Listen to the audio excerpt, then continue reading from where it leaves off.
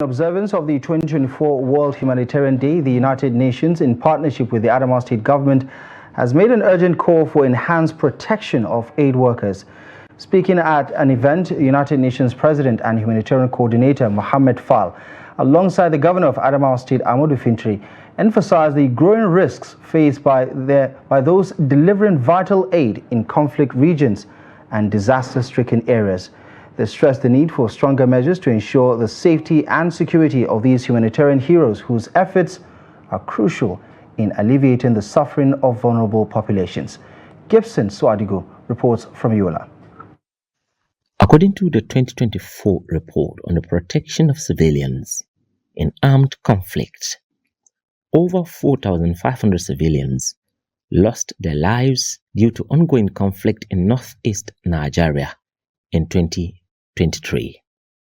This alarming statistic is part of a global trend that saw 288 workers killed across 33 countries last year, making 2024 as the deadliest year on record for the humanitarian community.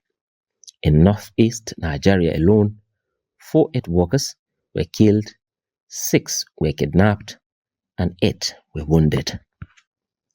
During the World Humanitarian Day commemoration, Adamawa State Governor Ahmadu Fintiri, represented by his deputy Professor Kaleta Pofarauta, called for sustained efforts and support for finding durable solutions for displaced persons.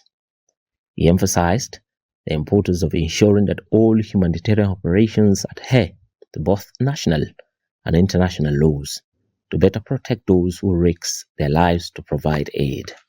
As a state, we've had our own share of conflicts, we've had our own share of violent activities, we've had our own share of displacements, and we've had our own share of our women, men, children killed in violent conflicts. The gaps are still there, but as a state, we are also making a lot of efforts to ensure that the conflict we went through, that we come to a position where humanity prevails. At the event, United Nations Resident and Humanitarian Coordinator Mohamed called on the government, civil society, national and international non-governmental organizations, the private sector, and UN agencies to unite in addressing the immediate needs of internally displaced persons.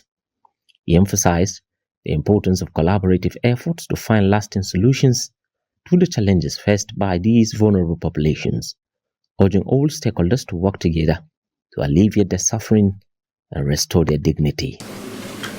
It is also an opportunity to remind the world our collective responsibility and stand in solidarity with and support people who have fallen victims to conflict and disaster.